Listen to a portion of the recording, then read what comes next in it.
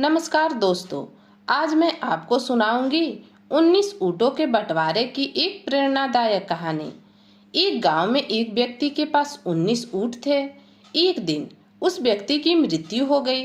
उसकी मृत्यु के बाद उसकी लिखी हुई सारी वसीयत पढ़ी गई, जिसमें लिखा था कि मेरे इन 19 ऊँटों में से आधे ऊँट मेरे बेटे को दे दिए जाएं और 19 ऊँटों में से एक चौथाई मेरी बेटी को दे दिए जाएं।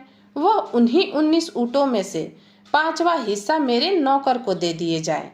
इस बंटवारे को सुनकर सभी गांव वाले बड़े चक्कर में पड़ गए कि आखिर ये बंटवारा होगा कैसे।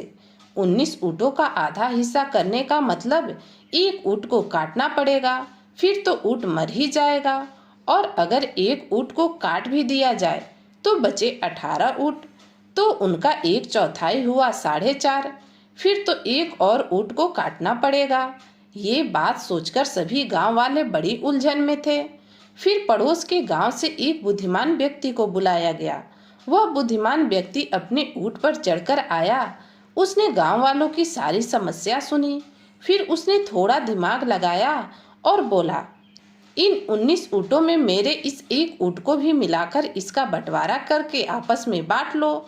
सब गांव वालों ने सोचा कि एक तो मरने वाला पागल था जो ऐसी वसीयत लिख कर गया, और अब ये दूसरा पागल आ गया जो बोलता है कि उनमें मेरा ऊँट भी मिलाकर बांट दो।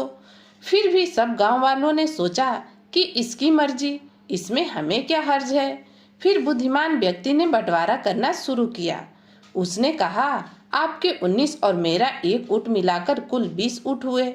20 के आधे यानी 10 ऊँट उसके बेटे को दे दिए जाएं, और 20 का चौथाई हिस्सा हुआ 5, इसलिए 5 ऊँट उसकी बेटी को दे दिए जाएं।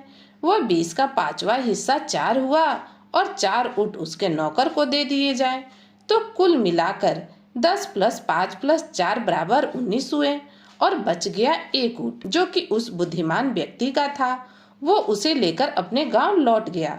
तो दोस्तों, इस तरह एक बुद्धिमान व्यक्ति ने ऊँटों का बंटवारा कर दिया।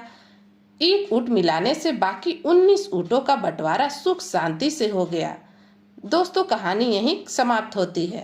आपको यह कहानी कैसी लगी कमेंट कर जरूर बताइएगा। तो फिर मिलती हूँ एक नई कहानी के साथ।